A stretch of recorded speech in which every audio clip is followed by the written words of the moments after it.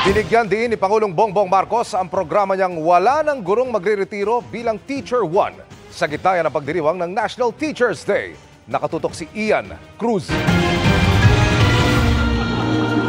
Kinilala ni Pangulong Bongbong Marcos ang kontribusyon ng mga guro sa lipunan sa pagdiriwang ng National Teachers Day sa Smart Araneta Coliseum. Not only will the schools not work without teachers, the community will not function without you.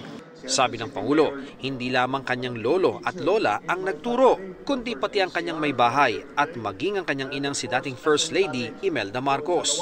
Muling idiniin ng Pangulo ang programa niyang wala ng guro ang magre-retiro na Teacher 1. Kasama ng Pangulo sa selebrasyon, sina Education Secretary Sani Angara at Speaker Martin Romualdez. Sumama rin ang Pangulo sa pamigay ng tulong ng programang Love for All ni First Lady Liza Araneta Marcos.